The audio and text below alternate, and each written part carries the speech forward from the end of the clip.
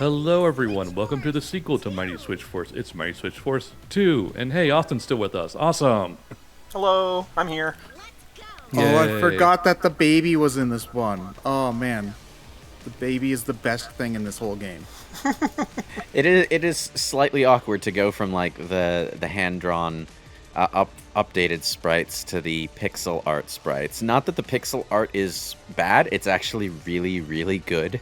It's just interesting that this is the package that we have at present, where one game has been visually overhauled and the other hasn't. So I guess that's a perfect place to start then. Were there any plans at any point to do a treatment similar to Hyperdrive Edition to Switch Force? Welcome to my gameplay. Yeah, so Switch Force 2 was kicked off right around the time that Switch Force 1 was being wrapped up. Right after we submitted and it came out in December, I think. The following January, we said, this is a really fun game. It's got a really solid mechanic. There's so many more levels we could make. Let's do a sequel. You know, and it was the first time we had done a true sequel for a Mighty series. And around that same time, we were looking to port Switch Force to the Wii for WiiWare. And I think someone from Nintendo might have told us, you want to hold off on that. Just don't worry about it. Just go ahead and, let's move forward. And then we ended up, deciding to do it for the Wii U instead. So it was a Wii U launch title for Switch Force Hyperdrive Edition. But this was happening at the same time. So it's like both games. I was directing the Hyperdrive Edition port and Mighty Switch Force 2 and DuckTales at the same time. Whoa! and it was a little overwhelming. And so like this level is actually like my level. I designed this, but I ended up needing to pick one thing to. Okay, you're safe. So and I ended up having to pick something to not work on, and I chose Mighty Switch Force 2. So it was actually handed off to another director, and they completed the game. And I think like half the levels were designed at the time, but there was too much to do across 3 projects. Yeah, geez, 3 games being directed at one time. Did you sleep? Not really, because even with the 2, so my son had just been born in May. Oh my god! Yeah. Oh, you poor man. No, it was fine. It was fine because what I ended up doing was I ended up working late at night on Switch Force on my laptop. So I'd work on DuckTales during the day, go home, go to my kitchen table, and open up my laptop and start arting up levels for Hyperdrive Edition, because that was the big thing. Like I think I forgot to mention it last time with the Hyperdrive levels, the images, because they're single images, pings, they were so big, they were too big for Photoshop to save as a ping file. Oh god. Yeah, they were greater than like 27,000 pixels or something like that. So we had to export them in a different format and convert them, and it was a real pain in the neck. So I was having to do that stuff late at night. It was a lot of work. So, Wow. the premise for this one looks a little bit different than the original. Stop kicking the baby. That's what you got to do. That's how you It's save okay. them. It's safe. She said so. All right. Well, That's how you save the baby. the premise for this one looks a little bit different. Patty, instead of being a police officer, is now a firefighter, and it looks like what was it, the Hoodlum Sisters, or whatever. Their name. The hooligan. The hooligan. Hooligan, right. I thought I was close, but I knew I was wrong. I just knew. It looks they've been like reformed, and now they're parts of society again, and you're having to rescue them from a giant experiment gone wrong in Planet Land. Oh, this is Tangent City. Sorry, the first one was Planet Land. This one's Tangent City. Oh, perfect. So like it is actually kind of nice to see that they've been reformed and have gone off to live normal lives in the city. They have extremely bad luck, but at least I know that our time rescuing them from the last disaster wasn't completely wasted. Right. Yeah. I also just love, it is somewhat a shame that we didn't get HD sprites in the same sort of fashion as Hyperdrive Edition, but the sprite work in Mighty Switch Force 2 is still like absolutely phenomenal. Like one of my favorite details in this game is if you ever accidentally or not accidentally spray any of the Hooligan Sisters with your water hose, they all have a different animation. Right. I love her attitude. Her hair catches fire. It's like, get out of here. Yeah. Like she's that's why we included her in like the April Fool's gag, Hooligan Sister number 4. She's got the sass. Was that this year's April Fool's? Yeah, it was our Am I Being Late For? Or like, what was it called? I don't know. It's like a dating sim. Yeah, I saw that. That was really funny. It was, and it's funny because people, I remember seeing some tweets that are like, oh, like dating sims are just so easy to make fun of. And I think we were making fun of the fact that we have all these like ladies as our heroes in the game, and you would think like, oh, cool, I get to date Shantae. It's like, nope, you date some random character instead, you know. Or I get to date Patty. It's like, nope, you get a Hooligan Sister. Or, you know, well, the Hooligan Sisters are pretty cool, but or like even for Marble Knights, it's like you get the big brutish guy, and it was kind of a fun thing for us to do. But yeah, But when do we get to date Squid Baron? I don't know. Is Squid Baron married? Because like he has kids. No, those are his sister's kids. I thought that they were If I his remember kids. correctly. I don't know. You'd have to talk to We'll have Matt to ask Matt. Bozon Yeah. about that. Yeah, so yeah, we Konjac, Joachim Sandberg did all the character sprites for this again. He did the little coal guy. We got rid of the bomb. This basically replaces the bomb. It has a very similar behavior, and you know, he did all the. I think someone else might have done the fire animation, but yeah, that was basically, it was kind of like the same group, just came back and did it again. And then it was just so much work to do the HD version, and the pixel art looks so good on screen. I think we just decided, hey, let's just put it out there as pixel art, you know, import it to Wii U, import it to, you know, PC and whatnot. So, I mean, it was fun. It was fun doing HD, but it was a lot of work, and we just didn't have the bandwidth to be able to do another HD version of the game. Yeah. All right, Would that be just in the eventual possibility of, you know, if there is ever another, you know, Mighty game, would, you know, I assume at this point, so with like the Switch being the way it is, would like HD development kind of just be the natural fit, or would you kind of stick to the whole pixel style that the series is kind of known for? I think it would all depend on the game, and also like what artists are available at any given time, because, you know, we love doing pixel art. You know, we did Mummy Demastered, and we're always trying to do more pixel art games. River City Girls we did recently too, and it's just fun to do pixel art. But yeah, I think it would just be on a as needed basis, you know. I see. But it is good, I think, that there aren't as many pressures on devs to have to conform to a specific style. Right. I don't know how much of that is going on these days, but I know that in the 90s, that was a big thing, in that even if a developer wanted to do a 2D game, many devs were like, no, it needs to be a 3D game, or you have to have a certain amount of 3D objects in your 2D game. Right. Otherwise, it's not. Like, I think Castlevania Symphony of the Night is one of the most famous examples where you needed to, I think, like, they wanted it to be a 2D game, and Sony almost didn't let it be on their console because it was a 2D game. Yeah, I know there was a big push, I think, by PlayStation at the time, where it's like, no, you need to do stuff in 3D. This isn't. It was this is next-gen hardware. specifically Sony of America that had that push, because you had plenty of 2D games going on in Japan. It was the American branch specifically that really wanted to push 3D in their marketing. So. If I remember correctly, Capcom said that if Sony wanted Resident Evil 2, they had to let Mega Man 8 happen. Well, yeah, the big companies had the clout to be able to say things like that.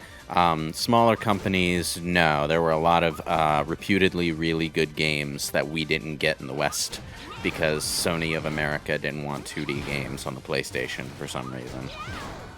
I mean, there are, at the time, you couldn't blame them for thinking that, because the fan base did really want 3D games. Like, there is a really funny old article, I think it's from Game Informer, where they're comparing Castlevania 64 and Symphony of the Night, and they're like, the cheesy 2D sprites in Castlevania Symphony of the Night don't look anywhere near as good as the 3D models in Castlevania 64. That didn't age well. No, not much from 1996 aged well, when you think about it. But yeah, Tell the that dog's hiding. Tell that to Star Gladiator. Okay, good. Yeah, point. so yeah, Well, the ugly checkpoint dog is in the fire hydrant. This I time. never noticed that he was in the fire hydrant. Oh, in this really? one. Oh, Yeah, man. I guess I normally like never paid too much attention to him playing the game, and it was only when last time I hadn't played this game in a couple of years. And then I was like, oh yeah, the ugly dog, but I just didn't remember that he was in a fire hydrant. Okay. Do you have any stories about the baby? No, I don't. no. So yeah, yes and no. So like I said, I started off this game and I thought, instead of just collecting the 5 girls, let's have an optional item that you collect after, and I made it a gem. So these first 3 stages, those layouts are the same. By the way, I want to say that puzzle in the upper left, where you kept having the turtle guy fall through the platform, I would never have let that go through. I'm watching you play that. It hurt me. I was like, oh my god, I want to go back and change that puzzle. It's too hard. It looked too cumbersome. So the game originally wasn't even going to be like firefighter themed, but Matt Bozon, who's a huge Nintendo fan, I mean we all are at Way Forward, but he just really leaned into the Mario, aesthetic of when they do a sequel with Mario, they change it up, they do something different, and I was ready just to do another Patty is a cop doing her thing, and thank goodness I didn't, because I think the charm of this is so good. And I didn't have an idea for it, I just had a gem for an extra collectible, and I don't know who it was. It might have been Sean Velasco or someone else that took over for me. And the first time I played it and I kicked the baby and she shouts, "You're safe," I lost my mind. I thought that was so funny. Wow, I timed that perfectly. Totally intentional.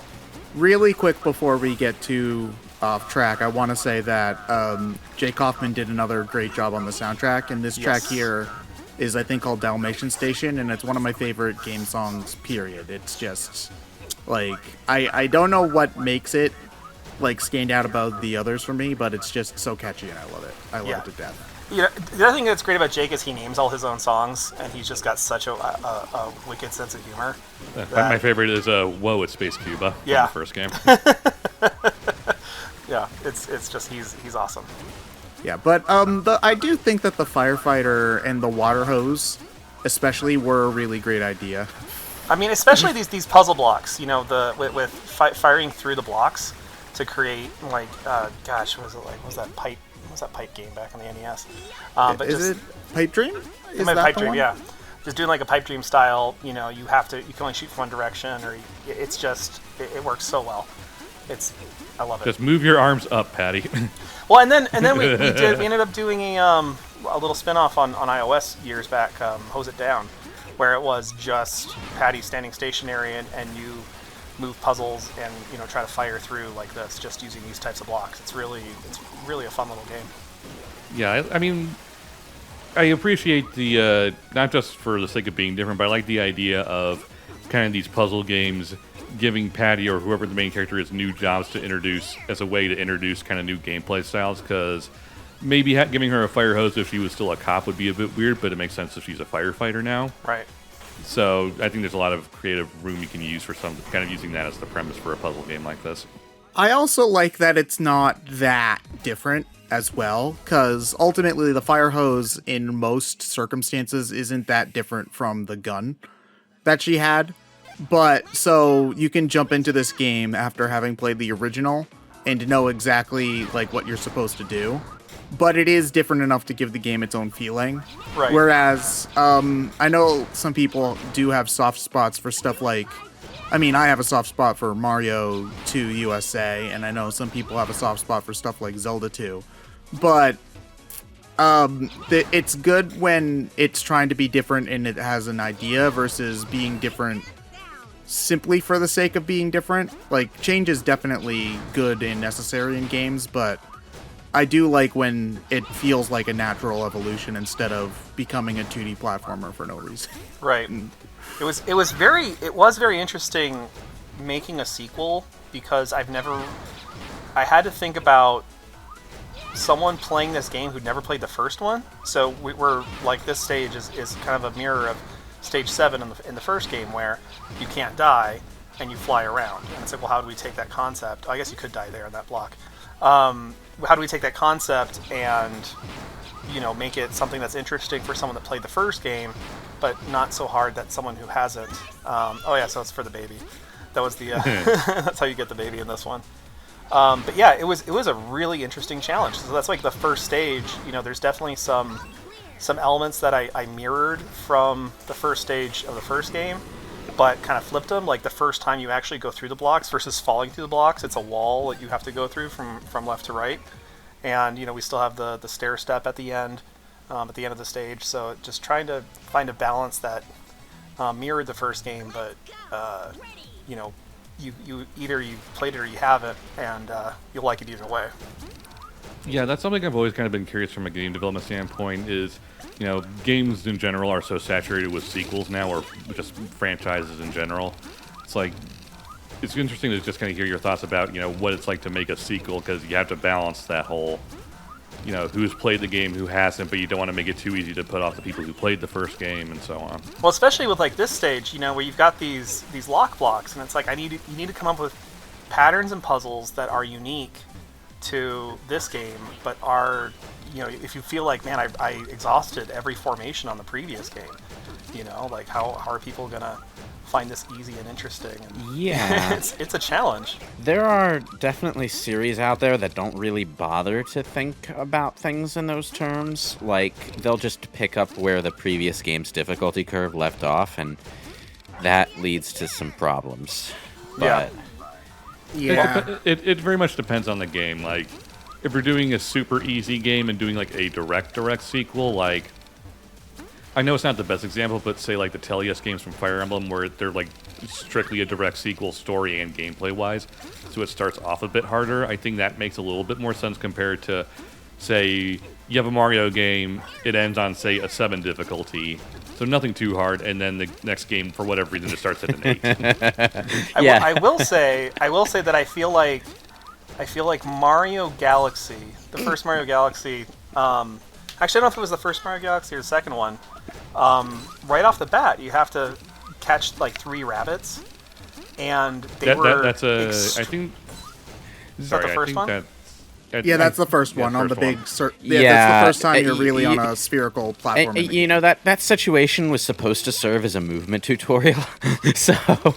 But it just wound up kind of annoying a lot of people. Yeah. Oh yeah, I stopped playing the game after that because the camera kept doing things I didn't want it to do, and then I couldn't catch them because they were more difficult to catch than it felt on the N64. So it was almost like, hey, that was easy before, let's make it harder, because people already know how to do it. I felt like it was that kind of scenario. I could be wrong. It does. Did you ever play the rest of it? No, I never have. Oh, that's okay. unfortunate. Go and do that, because it's like legitimately one of my favorites. The thing about catching the rabbits in Mario Galaxy is that it was extremely annoying when I first picked it up, and then when I came back to it after having completed the game, I was so used to the way the camera and the controls worked on the spherical planets that it takes me like 10 seconds to catch the rabbits.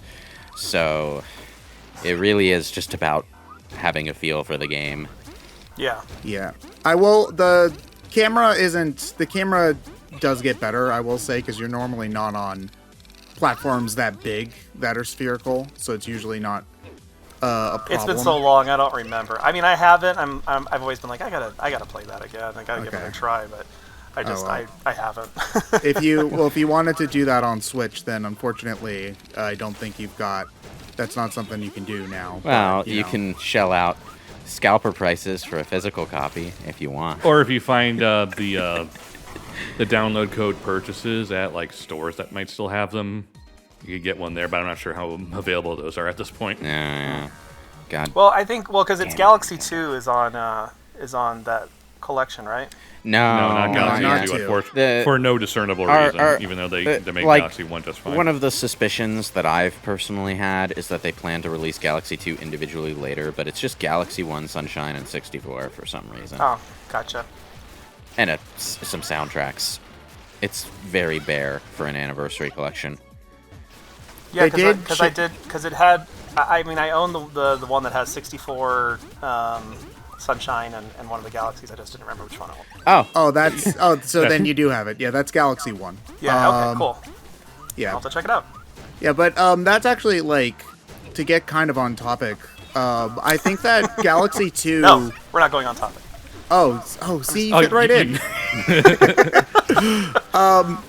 Like, Galaxy 2, I think, has kind of the difficulty curve you're talking about, where, like, Galaxy 1 isn't really that hard. I'd say, like, it ends at, like, maybe a 6. Okay. That's also just coming from me who's played the game for, oh god, it's almost 15 years. But I'd say it doesn't end all that hard. But Galaxy 2, it doesn't start where Galaxy 1 ends, but like if Galaxy 1 starts at a 2, I'd say Galaxy 2 starts at like at least a 4. I would say, and it definitely ends closer to an 8 or a 9, especially if you're going for 100% and stuff like that. And I think it often depends on what kind of game you're going for, because like Mario Galaxy is a good example, because Mario Galaxy 1 definitely is trying to be more of a romp, and Galaxy 2 is definitely aiming to be more towards like classic platforming. Sort of, that's where the 3D Marios started getting much more linear and goal-based for a while. Whereas I think, generally speaking, I'm going off topic in my own tangent. I think I appreciate the games starting off harder like that when it's something closer to a DLC or an expansion pack versus a brand new game. But then I was remembering, oh yeah, Mario Galaxy 2 was originally supposed to be an expansion pack, so I guess that's why. Yeah. It's a hard thing to kind of balance, because I think it just depends on what the audience you're going for, because we're at the point where, you know, Pac-Man's 40 years old, Donkey Kong's turning 40 years old. I think most people coming in to play a video game have at least some rudimentary knowledge of just how games work. Like, they'll see a game like this and they'll understand kind of just off the bat, okay, this character's going to jump at some point. That is definitely a factor. Like, at the time the original Devil May Cry came out, yeah, there's one for the counter. Ding. At the time that game came out, I remember that both I and my friend / cousin, step-cousin, who introduced the game to me, were talking about how hard the game was. Going back to it now, it's actually really easy. Like, absurdly easy, because people are just used to action games now in that format. And, yeah, I think that applies to most genres. So what you're saying is I should feel ashamed that I did horrible at Mario Galaxy, even by today's standards. No. You said it, not us. Okay. No, that's fair. That's fair. No, spherical movement in a 3D space has always been a headache. You should never feel ashamed for being bad at that, because we were all terrible at it. We just get better at being terrible at it.